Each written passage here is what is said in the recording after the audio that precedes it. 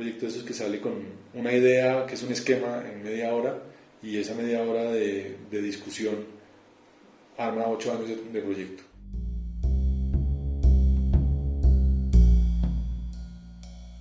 Relatos es un formato alternativo de divulgación arquitectónica de corta duración, donde nuestros narradores comparten historias inéditas, en un tono informal y cercano. Un acto puntual o un suceso particular que rememora el oficio de la arquitectura y el diseño en relación a un proyecto.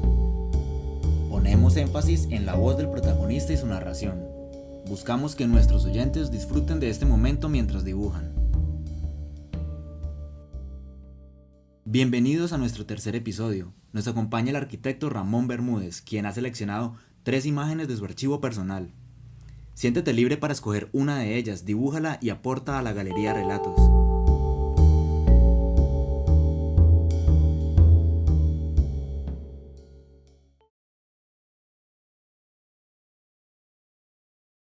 Hoy les quiero contar 2 o 3 anécdotas del Centro de Convenciones de Bogotá. El Ágora Bogotá es un proyecto que comenzó en el 2011 como un concurso internacional y se hizo entre 2 oficinas, una en Madrid y una en Bogotá, en las cuales yo estuve relacionado con las dos íntimamente, digamos. El primer momento donde esto comienza a cuajarse es yo estando en Madrid. Yo trabajé 6 años en la oficina de Juan Herreros, en Estudio Herreros en Madrid, y en esa oficina hacíamos toda clase de proyectos. No sé si ustedes conocen a Estudio Herreros, pero sería bueno que mientras están dibujando se metan en la página web de Estudio Herreros y miran un poco qué es. Pero en esa oficina hicimos muchos proyectos de gran envergadura, concursos grandes, internacionales, y apenas salió la convocatoria para este concurso en el 2011 que pedía un edificio icónico y una arquitectura, digamos, del Star System internacional. Pues desde Estudio Herreros nos sonó la idea de hacerlo porque era Bogotá, que es mi ciudad, donde yo nací, donde estudié. Y por otro lado, mi padre, Daniel Bermúdez, de la firma Bermúdez Arquitectos, me contactó también como con interés de ver si hacíamos una sociedad Bermúdez Herreros.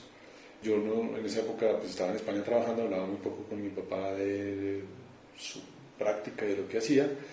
Y fue inmediatamente un momento en que comenzamos a hablar otra vez sospechosamente, periódicamente sobre lo que estábamos haciendo, y finalmente esa sociedad se pudo cuajar porque los dos estaban muy interesados, tanto Juan como Daniel, en probar esa sociedad. Sabíamos que teníamos posibilidades en lado y lado, en la oficina de Daniel Bermúdez por tener un socio español de renombre internacional, y Juan Herreros de tener un socio solvente en Colombia. Pues era un equipo que tenía su posibilidad, y además yo estaba un poco en la mitad, tenía contacto directo con los dos lados, que era también que es una cosa muy importante cuando uno hace una comunicación entre 2 oficinas, pues tener el contacto directo es clave.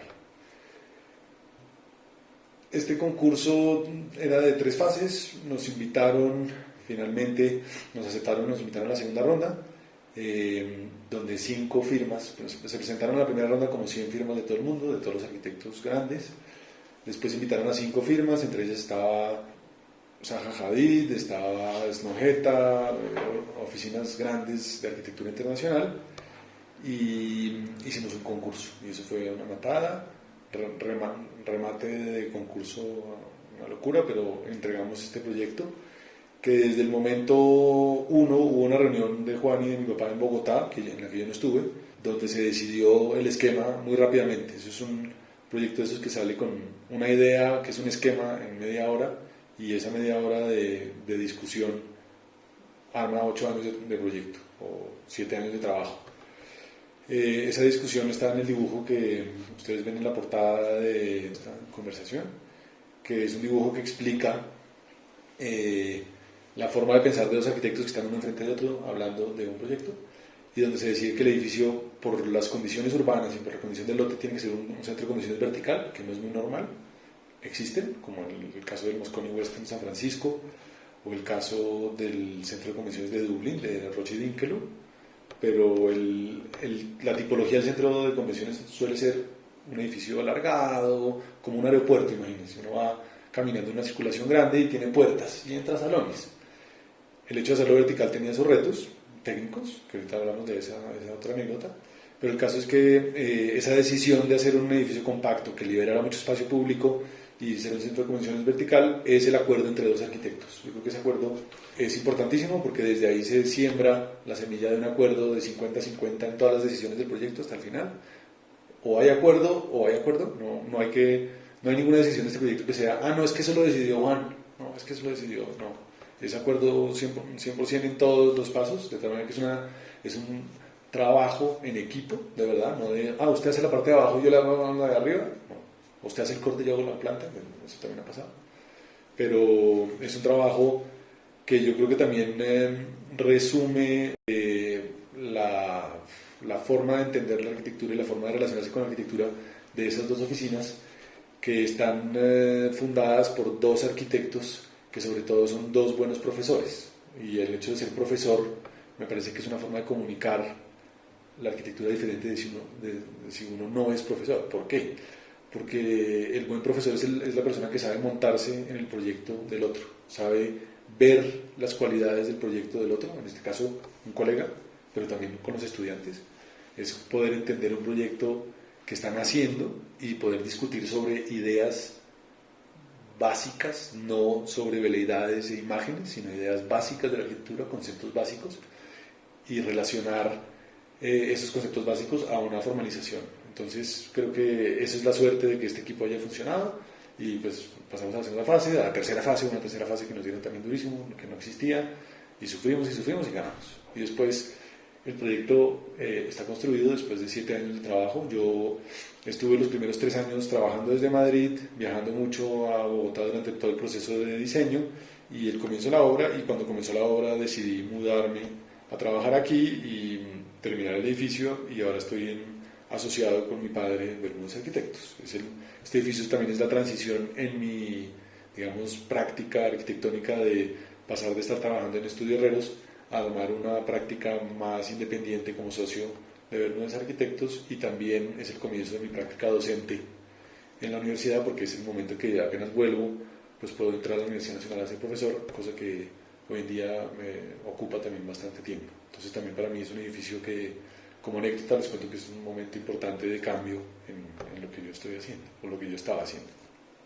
El segundo momento tiene que ver con esa imagen que podrán ver de la estructura. Parece una especie de, ¿qué es eso? Un nudo, una especie de tanque metálico gigantesco. Realmente el proyecto tenía como, en el encargo del concurso era con un auditorio inclinado. Entonces nosotros pusimos el auditorio inclinado en el último piso, y ese auditorio inclinado, que era para 3.500 personas, una cosa así, pues rápidamente en el desarrollo del proyecto nos dimos cuenta con el cliente, que eso también es un trabajo muy importante, que es ayudar al cliente a entender lo que está pidiendo. Nos dimos cuenta con el cliente de que un auditorio de 3.500 personas inclinado en Bogotá no era tan importante tenerlo como tener un espacio multifuncional para 4.000 personas, que se puede hacer, dividir, hacer un montón de eventos de diferentes tamaños en un solo plano.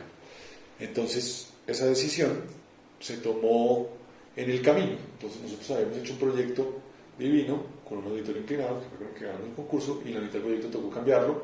Este proyecto se dibujó 3 o 4 veces, tenía toda estructura metálica, después tocó pasar un poco de estructura de concreto, eso fue un parto del presupuesto. Tenía un salón gigantesco en el sótano que tocó quitarlo porque el nivel freático era muy alto. Hay un montón de peticiones del programa que tocó ir recortando, pero el edificio siempre mantuvo su esencia como una caja de 80 por 80 de centro de convenciones apilado, y eso se mantuvo. El cambio importante del auditorio inclinado es interesante porque el auditorio inclinado, desde el punto de vista estructural, tiene una penalización por norma muy diferente a un salón plano. ¿Por qué? Porque uno en un auditorio inclinado no puede meter un tanque de guerra, ni puede saltar como locos 16.000 personas en una fiesta. En el auditorio inclinado pues la gente está sentada, entonces se calcula con un nivel de vibración la estructura que es diferente al nivel de vibración de una estructura con un salón plano. Entonces el cambio entre inclinado y salón plano cambió totalmente la idea de estructura, que era una estructura mucho más sencilla arriba, y que esta estructura que están viendo en la foto pues es el resultado de un trabajo de común acuerdo con la ingeniería, que es muy interesante. Eso, nosotros teníamos un equipo que era un equipo técnico duplicado, como estaba Madrid y Bogotá, pues Madrid tenía su estructural, Bogotá tenía su estructural, y así teníamos varios equipos, el tema medioambiental, el tema de iluminación, había duplicación de técnicos porque queríamos poder desarrollar el proyecto realmente en condiciones 50-50, entonces pues uno como arquitecto trabaja con el técnico y está bien tener la posibilidad de trabajar de cerca con los técnicos. Entonces lo que propusimos a la Cámara, que fue el cliente y el que finalmente nos invitó a hacer esto, es que tuviéramos técnicos al lado y lado, algunos los principales, para poder desarrollar el proyecto. Entonces la discusión técnica era muy interesante, porque además de la discusión arquitectónica, había una discusión entre ingenieros estructurales de primer orden hablando. Entonces este nudo que ven ahí es el nudo de la estructura FINC, es un nudo que básicamente vuelve una luz de 48 metros, donde está el salón de 4.000 metros flotando arriba en el último piso. Esa luz de 48 metros la convierte teóricamente en luces de 16 metros, que por vibraciones se calcula mucho más fácil, y transporta a través de grandes tensores las cargas a las patas perimetrales. El primer dibujo de la estructura que se hizo en España era horroroso, parecía básicamente un tanque de guerra allá flotando, unas cosas, lo llamábamos la araña, porque era un bicho gigantesco que realmente pues estaba en la mitad del espacio y no nos interesaba. Y poco a poco la discusión se logró trabajar en eso hasta que llegó la discusión entre ingenieros y dijeron, ¿por qué no lo hacemos como si fuera una estructura maclada? Eso es como, está pensado como si fuera de cartón. Entonces se cortaron los aceros, se ensamblaron los aceros y al ensamblarse los aceros se ahorra mucha soldadura, porque la soldadura, el gran problema de esa estructura es que a soldadura el coeficiente de rasgadura de esa estructura era tan fuerte que había que hacer unas super platinas gigantescas soldadas a la bestia para que eso funcionara. Este nudo se ve muy transparentico porque son además platinas, las platinas funcionan muy bien a tensión, entonces es muy transparente y se desarrolló para que desde el punto de vista arquitectónico cumpliera con las premisas de lo que queríamos estéticamente, que era poner a flotar una cancha de fútbol a 35 metros del suelo, que es lo que es ese espacio en ese salón de arriba. Estaba en el quinto piso y caben 4.000 personas allá arriba. Todos los edificios se pueden tumbar con la música, eso es una verdad que no nos cuentan mucho los arquitectos, pero los ingenieros lo tienen muy claro. Un edificio puede entrar en resonancia si la frecuencia de vibración de la estructura está en consonancia con el movimiento del edificio. Entonces hay estructuras que entran en resonancia, una muy famosa es el puente de Foster para cruzar el Támesis en la Tate Modern, que efectivamente el edificio comienza a entrar en resonancia porque la gente camina en el puente y comienza a moverse cada vez más y eso parece una hamaca y de repente la gente salía volando. Entonces tocó cerrar el puente y amarrarlo un poquito más. Este edificio tiene esa posibilidad, de tal manera que si hay no me acuerdo, eso lo explicó bien el ingeniero español Agustín Obiol de BOMA, hoy en día BAC ESG, es que el edificio tiene unos medidores de vibración en la estructura que si en el cuadrado central hay 1.600 personas bailando a tal velocidad, que es una velocidad muy alta, pero un concierto de metal, no sé, saltando, haciendo un poco en la mitad, puede comenzar a entrar en resonancia. Entonces para eso ese sistema de vibración, de medición de vibración, apaga las luces del edificio por si acaso entra. No ha pasado y no va a pasar, él nos lo dijo muy claramente, esto es solo una medida extrema, pero como ese salón plano está sometido a tal digamos flexibilidad de uso y a tal estrés de uso, pues puede que algún día haya esa posibilidad. Entonces para eso estamos curados, pero esa estructura está pensada para ese tipo de vibraciones que podemos tener. Y lo que pasa cuando las cosas se mueven con uno, pues uno está saltando y de repente todo el mundo comienza a saltar al mismo tiempo, ¿no? Si todo el mundo está saltando en tiempos diferentes, no pasa nada, pero de repente todo el mundo se ordena. No sé si ustedes han sentido eso, uno se va ordenando y de repente se ordena y el edificio comienza a hacerse como una hamaca. La tercera foto que escogí, que me interesa mucho también hablar, que es una cosa que los arquitectos siempre olvidamos, es los baños, ¿no? Los baños, la tradición del baño público, del baño de equipamiento público, siempre ha sido, póngalo bien escondido, bien en el sótano, bien disfrazado de morgue y suerte. Nosotros con este proyecto y hablando y muy apoyados por la Cámara, pues lo que nos interesaba era tratar de que el baño fuera un espacio que, ya que podía localizarse en un sitio con fachada, pudiéramos volverlo un espacio de contemplación y de uso y confortable. Entonces tratamos de salir de una serie de tópicos de el compartir ruidos y olores, o sea, y compartir eso de la división de baño que está a 30 centímetros de alto, entonces uno le ve los tobillos a todo el mundo, como es un espionaje que ya estamos acostumbrados a hacer, que no debería existir. Y son cápsulas independientes que de día tienen luz natural porque tienen una franja de policarbonato que les deja entrar la luz natural por de día, y de noche esas franjas de policarbonato se vuelven las lámparas del baño. Tenemos lavamanos comunes con vista a la ciudad que están directamente en las ventanas, y espacios donde uno en el baño puede encontrarse un ratico, cosa que pasa y es muchas veces incómodo encontrarse en un baño público, pero también en un evento como un centro de convenciones donde hay eventos, cócteles, etcétera. Pues uno en el baño puede pegarse su conversada con alguien si uno está interesado en no estar allá metido en todo el tema de la celebración. Entonces, los baños son espacios importantes, como todos en la arquitectura, y creo que pues este edificio trata de hacer un homenaje y tratar de cambiar esa cultura del baño clínica o del baño compartir ruidos y olores. Creo que en esas 3 fotos estoy resumiendo un poco las anécdotas pequeñas del proyecto, y el dibujo también de la portada también cuenta un poco la génesis del proyecto.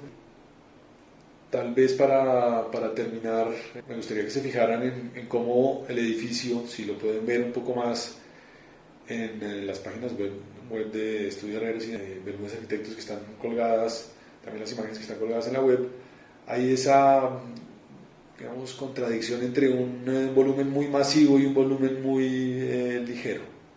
Si ustedes ven, tiene muchos voladizos, es como si a los arquitectos se les hubiera olvidado poner columnas, pero la intención era que uno, acercándose al edificio, tuviera la sensación de que no hay muchas columnas, salvo las 4 grandes patas que tienen todo el sismo y toda la comunicación vertical y todos los técnicos. Y si uno lo ve desde adentro, hay momentos en que el edificio desde adentro se ve muy ligero, se ve muy transparente, porque siempre tratamos de que de un lado a otro el edificio se vea a través de los salones, a través de los vestíbulos. Hay una planta que es la cuarta, que es un vestíbulo completo, totalmente transparente para que entre luz por todos lados. Entonces hay esa contradicción entre una gran masa de programa que tiene 65.000 metros cuadrados y un edificio que en algunos momentos parece que está flotando por su estructura y su configuración. Listo, eso es.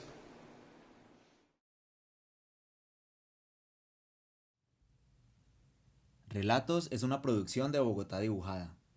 Agradecemos a Ramón por compartir este momento y las imágenes que hicieron posible este episodio. Hasta la próxima.